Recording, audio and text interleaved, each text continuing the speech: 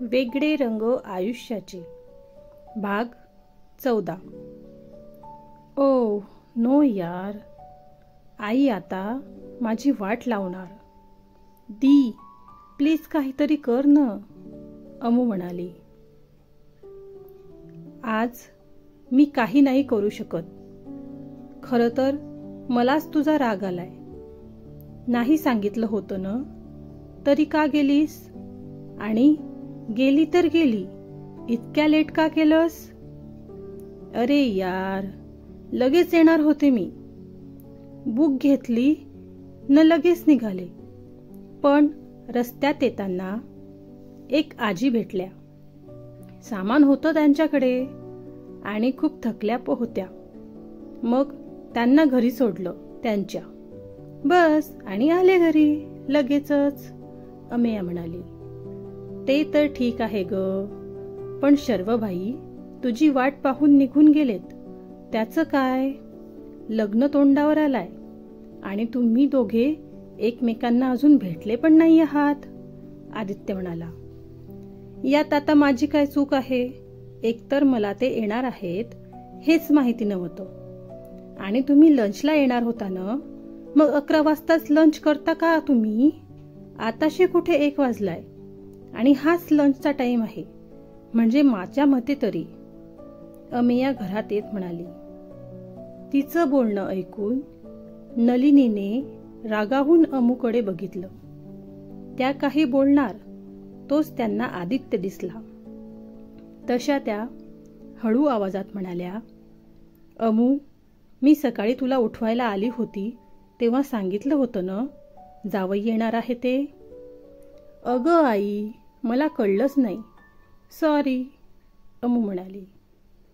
त्या परत काही बोलणार तोच शुभ्रामध्येच म्हणाली, आता अमू तू पटकन फ्रेश होऊ नये, जेवण करून घे.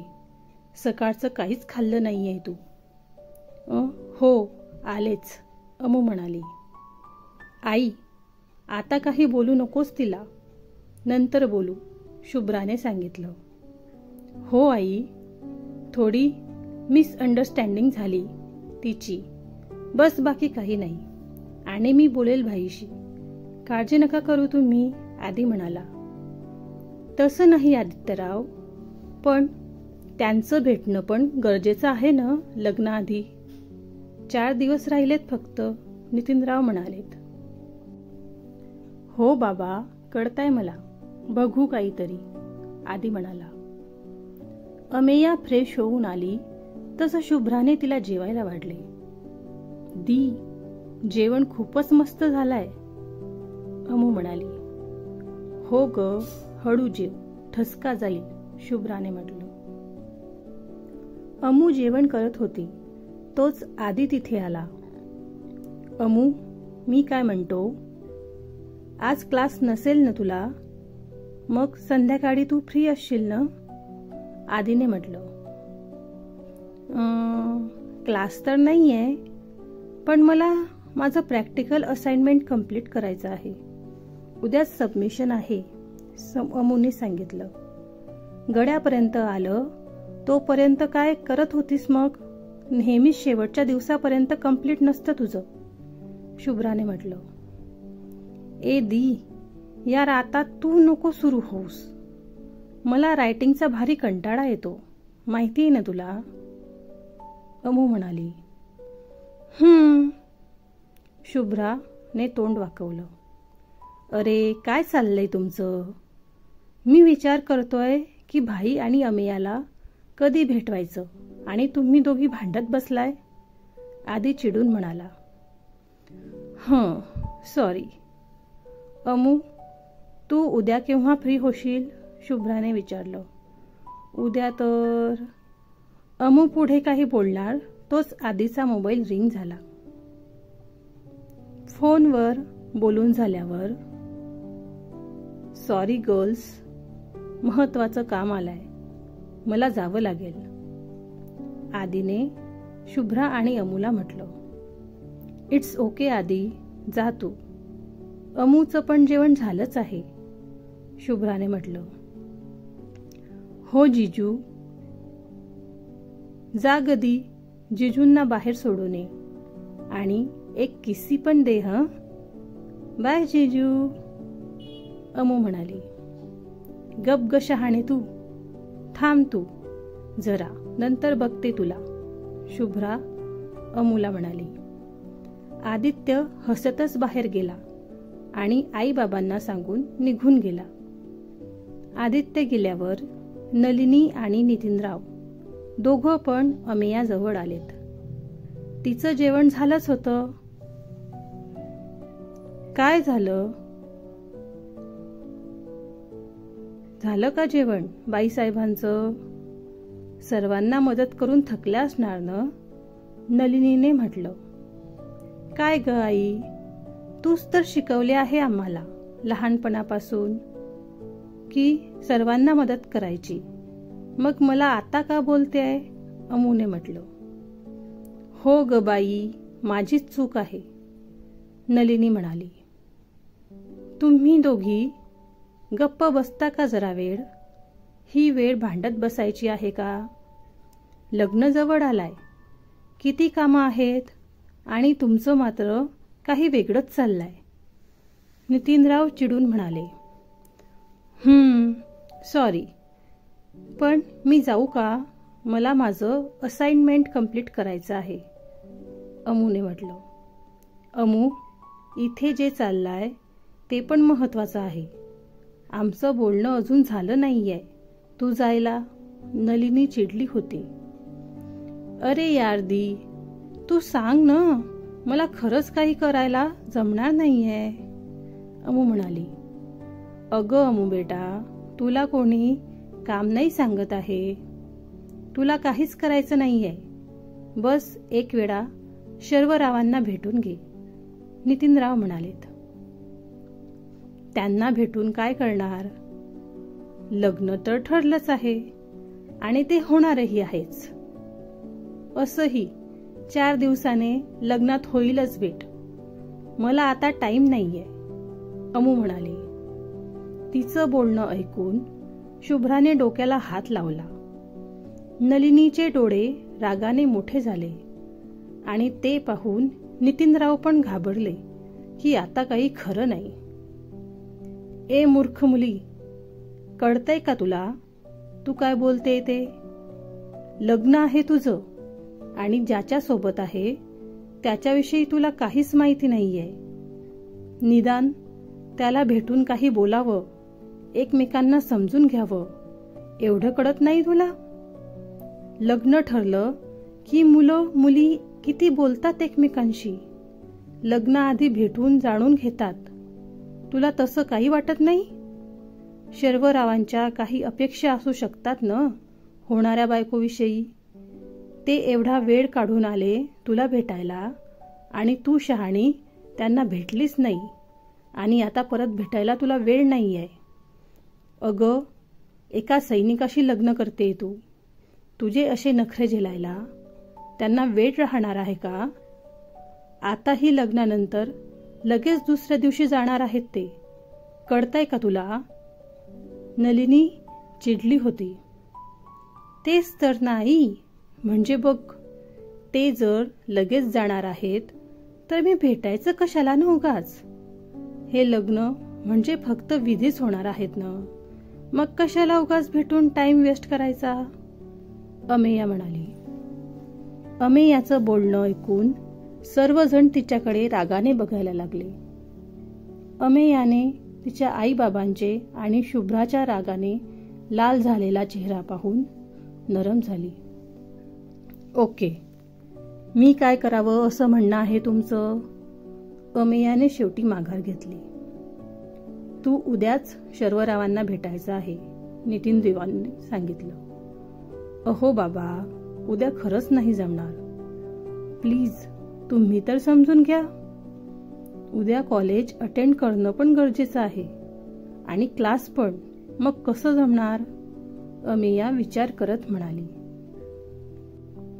हे बघ बेटा, बाकी सर्व जसं गरजेचं आहे तसंच तुमचं भेटणं पण गरजेचं आहे, नितीनराव अमूला समजावत म्हणाले. पण बाबा, अमूचं बोलणं मध्येच तोडत, उद्या तुला जावंच लागेल भेटायला, नाहीतर माझ्याहून वाईट कोणी नसेल. अमू, नलिनीने चिडून म्हटलं. तसं अमूने तोंड वाकडं केलं. 1 मिनिट, मी काय म्हणते आहे. अमू, तुझा क्लास 7 वाजेपर्यंत असतो ना? शुभ्राने म्हटलं. हो, अमूने शुभ्राला उत्तर दिलं. मग तेव्हा भेटू शकता ना तुम्ही? शुभ्रा म्हणाली. अरे यार दी, क्लास झाल्यावर घरी यायला मला 1 तास लागून जातो आणि तेव्हा माझ्यात कसलीच एनर्जी शिल्लक नसते. क्लास संपला की केव्हा घरी पोहोचेल असं होतं मला. दिवसभरचा अवतार झालेला असतो आणि कसं भेटणार आहे मी? एकतर हे असं कोणाला भेटणं वगैरे मला बिलकुल आवडत नाही. त्यात जिजूंच्या भाऊला केवढा ॲटिट्यूड आहे, मला नाही जमणार यार. अमू म्हणाली. तुला काय माहिती ग की सर्व भाईंना ॲटिट्यूड आहे ते? शहाणपणा थोडा कमी कर आणि उद्या जा त्यांना भेटायला, शुभ्राने म्हटलं. अमूने तोंड वाकडं केलं. हो अमू, हवं तर तू डिनर पण जावयांसोबत करू नये, तेवढाच वेळ मिळेल तुम्हाला सोबत, नलिनीने सुचवलं. नाही आई, डिनर वगैरे बिलकुल जमणार नाही मला. तुम्ही सर्व म्हणताय म्हणून संध्याकाळी भेटेल मी, पण दी, तू आणि जिजू हवेत मला सोबत, आणि सम्या पण असेल तरच. अमूने तिची कंडिशन सांगितली. अगं, आम्ही कशाला हवेत? शुभ्राने म्हटलं. तुम्ही आलात तरच मी भेटेल, नाहीतर नाही, अमूने सांगितलं. ठीक आहे बाई, पण मी सांगेल तसं करावं लागेल तुला, शुभ्रानेही सांगितलं. बघू, अमू विचार करत म्हणाली. बघू नाही तू संध्याकाळी कॉल करून सर्व भाईंना उद्या डिनरसाठी इन्व्हाइट करायचं आहे. बाकी कुठे जायचं आणि बुकिंग वगैरे सर्व आम्ही बघून घेऊ, शुभ्राने म्हटलं. ए दी, मी नाही कोणाला इन्व्हाइट करणार जमणार नाही, अमूने सांगितलं. मग आम्हाला पण जमणार नाही तुझ्यासोबत यायला, शुभ्रानेही तिच्या स्टोनमध्ये सांगितलं.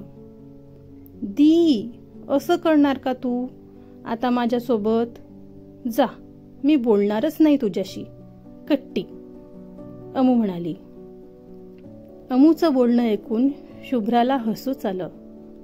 शांत बसा तुम्ही दोघी, बघावं तेव्हा मस्ती करत असतात. लहान नाहीये आता तुम्ही, लग्न होतंय तुमचं, नलिनीने म्हटलं. करू दे ग मस्ती माझ्या चिमण्यांना, लवकरच उडीन जातील त्या त्यांच्या घरट्यात. मग तर आपण एकटेच राहू त्यांची ही मस्ती आठवत, नितीनराव स्माईल करत म्हणाले. नितीनराव बोलले तसं शुभ्रा आणि अमिया दोघांनी पण त्यांना मिठी मारली. बाबा, मी नाही जात आहे इतक्यात अजून. लग्न झालं की दुसऱ्याच दिवशी मी परत येणार आहे आणि दी पण इथेच असणार आहे 1 तासाच्या अंतरावर, म्हणून नका काळजी करू, अमूने सांगितलं. हो ग बाई, बरं, तू शर्वरावांशी बोलून घे उद्याबद्दल, आणि शुभ्रा तू पण जा सोबत, आणि समीर सोबत पण बोलून घे, नितीनरावांनी सांगितलं. हो बाबा, मी बाकी सर्व करते, फक्त या मॅडमला सर्व भाईंशी तेवढं बोलायला सांगा, म्हणजे झालं, शुभ्रा. बोलेल ना मग, त्यात काय. बरं आई, मी जाऊ का आता, कामं आहे मला, अमू म्हणाली. हो जा, नलिनी. संध्याकाळी शुभ्राने अमूला खाली बोलावले. हॉलमध्ये सर्वजण बसले होते.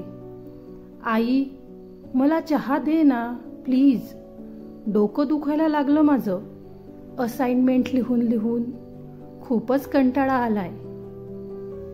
अमूचा चेहरा पडला होता. हो बस, तुझ्यासाठीच थांबलोत आम्ही चहा घ्यायला. थांब 2 मिनिटं, नलिनीने म्हटलं. नलिनी चहा घेऊन येतात. अमूचा थोडाफार टाइमपास चालला होता. चहा घेऊन झाल्यावर अमू परत जायला लागली. ते पाहून नितीनराव म्हणाले, बेटा थांब जरा वेळ. बाबा, माझं झालं नाहीये अजून आणि मला ओरलची तयारी पण करायची आहे. रात्री बोलू न जेवणाच्या वेळेला. अमू म्हणाली, बरं ठीक आहे, कर तुझा स्टडी, जा. नितीनराव. इकडे शर्व त्याच्या फ्रेंडला भेटून घरी आला. मॉम, मॉम, कुठं आहेस तू? खाली ये ना. शर्वने हाक मारली. शर्वचा आवाज ऐकून त्याची मॉम खाली आली. अरे, आलास तू? आणि एकटाच आलास? आधी कुठे आहे? अवंतिकांनी विचारलं. आधी आला नाही घरी अजून? मला वाटलं आला असेल.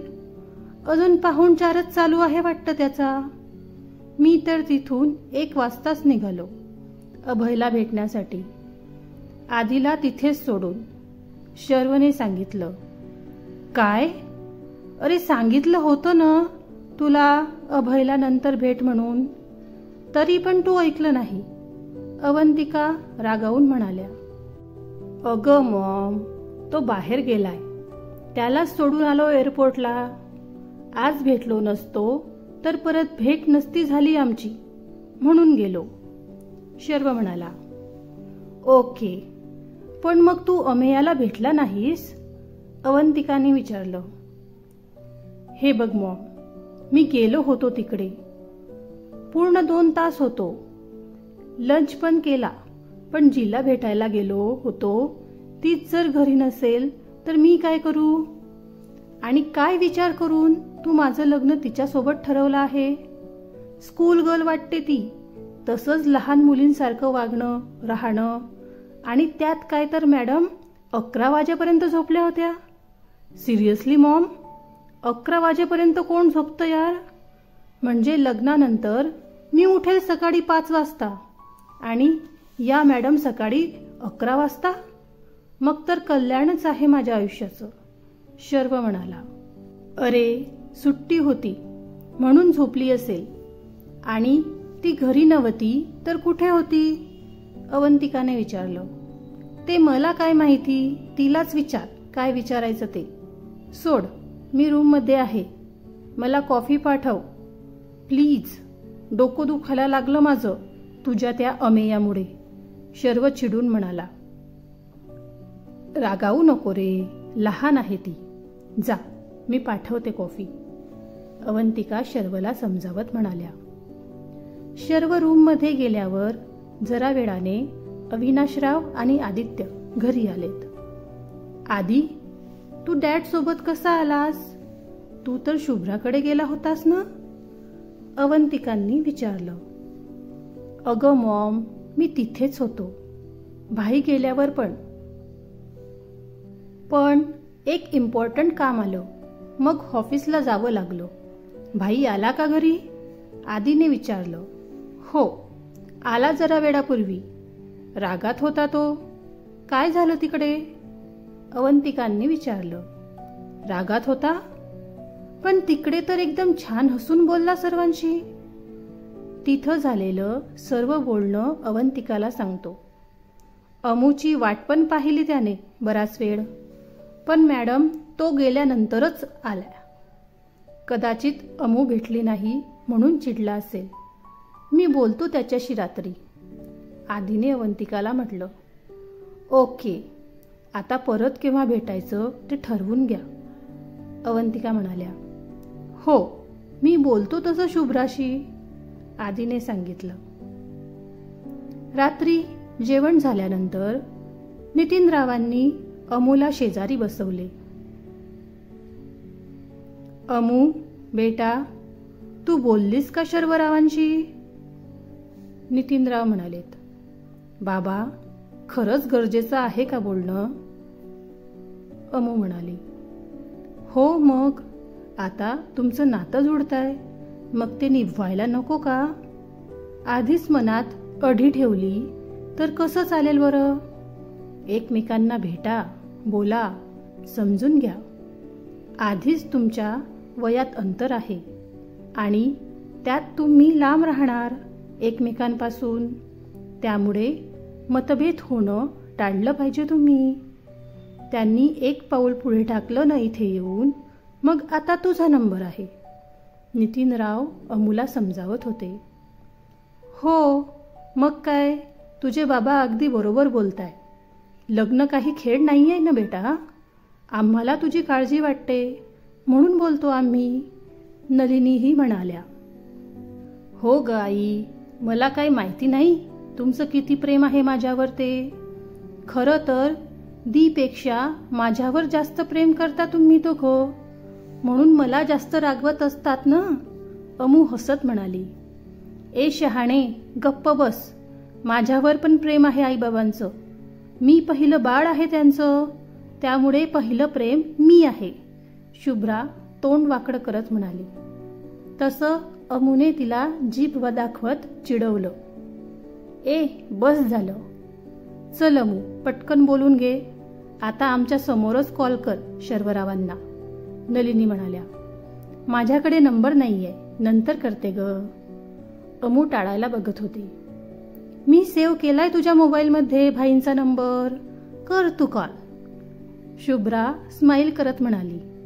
दी, खूपच हुशार झाली आहे तू आजकाल. बघून घेईल तुला, अमूने म्हटलं. हो बघ, इथेच आहे मी, आधी कॉल कर, शुभ्रा हसत म्हणाली. अमू शर्वला कॉल करते तेव्हा शर्व आणि आदित्य बोलत असतात. शर्वचा मोबाईल रिंग होतो. तो कॉल रिसीव करतो. तिकडून एक नाजूक आवाज येतो. हॅलो, मी अमेया बोलते. ओ, मी स्वप्नात तर नाही ना? चक्क मिस अमेया मला कॉल करून बोलताय? शर्व म्हणाला. ॲक्च्युली मी सॉरी बोलण्यासाठी कॉल केलेला, अमू म्हणाली. अमूच्या तोंडून सॉरी ऐकून शर्वला आनंद झाला. त्याचा पुरुषी अहंकार सुखावला गेला. म्हणून त्याने फोन स्पीकरवर केला आणि त्यांच्यासोबत असलेल्या आदित्यला म्हणाला, ऐक. त्याच वेळी अमेयाचे आई बाबा जे तिच्या समोर होते ते रूममध्ये झोपायला गेले आणि अमू फोनवर शर्वशी बोलतेय हे बघून शुभ्रा पण किचनमध्ये गेली. समोर कुणीच नाही आहे. बघून मग काय, अमूची गाडी सुसाट निघाली. मुद्दामून आदित्यला ऐकवण्यासाठी शर्व म्हणाला. काय म्हणालीस तू? परत बोलशील का? मला ऐकायला नाही आलं, शर्व म्हणाला. का, कानात काय भेंडी गेली आहे जे ऐकायला नाही आलं? अमू म्हणाली. व्हॉट? कोणाशी बोलते तू, माहिती आहे ना? शर्व चिडून म्हणाला. हो, चांगलंच माहिती आहे म्हणूनच बोलते आहे. आणि काय हो, तुमच्याकडे लंच काय 11 वाजता होतो का? विनाकारण तुमच्यामुळे मला आज माझ्या घरी सर्वच रागावले. म्हणजे तसं आई रोजच रागावते, पण आज दी आणि बाबा पण रागावले. अमू तोंड वाकडं करत म्हणाली. माझ्यामुळे कशाला रागावतील? तुझी चूक होती आणि तू ती मान्य करायला हवी. रिकामी कामं कशाला करायचीत मग? शर्व हसत म्हणाला. ओ हॅलो, माझी काय चूक होती? एक तर तुम्ही लवकर आलात आणि आलात तर थांबले पण नाही. एवढीच जर घाई होती जायची तर यायलाच नको होतं, अमू म्हणाली. हे बघ, मला इम्पॉर्टंट काम होतं म्हणून गेलेलो मी, शर्व म्हणाला. हो का? तुमची कामं ती इम्पॉर्टंट आणि आमची कामं का तर रिकामी? अमू चिडून म्हणाली. तू माझ्याशी भांडण करतेस. कोणाची हिंमत नाही माझ्याशी हे असं बोलण्याचं. शर्व म्हणाला. मग मी काय करणार त्याला? आणि इतक्या लेट समजलं का तुम्हाला मी भांडते ते? अमू म्हणाली. हे बघ, शर्वचं बोलणं मध्येच तोडत, बघायचंच आहे जरा तुमच्याकडे, म्हणून उद्या भेटा डिनरला. कुठे आणि किती वाजता ते आदित्य जिजू सांगतीलच तुम्हाला. ओके? अमूने म्हटलं. उद्या मला वेळ नाहीये, आणि असंही उद्या पण तू उशीर केलास तर विनाकारण माझा अमूल्य वेळ वाया जाईल. शर्व चिडून म्हणाला. प्रयत्न करेल मी वेळेवर येण्याचा, अमू म्हणाली. मला वेळ चुकवणारी माणसे नाही आवडत, शर्व रागाने म्हणाला. आणि मला वेळ पाळणारी, कळलं? सो तुम्ही गप्प यायचं जिथे सांगितलं तिथे, मग बोलूच. Okay, bye, good night. अमूने म्हटलं. तू माझ्याशी असं नाही बोलू शकत. त्याला बोलू न देता अमू पटकन फोन ठेवून देते. हे बघून इतक्या वेळपासून गालात हसणारा आदित्य मोठ्याने हसायला लागतो. हे पाहून शर्व अजूनच चिडतो. काय स्टोरी वाचायला मज्जा येते ना? शर्व आणि अमूची पहिली नोकझोक आवडते ना? पुढे वाचायची एक्साइटमेंट वाटत असेल ना? मग पुढचा भाग वाचायला तयार रहा. पुढील भाग लवकरच येईल. तोपर्यंत लाईक आणि कमेंट करा. आणि हो, सबस्क्राईब करायला विसरू नका. धन्यवाद.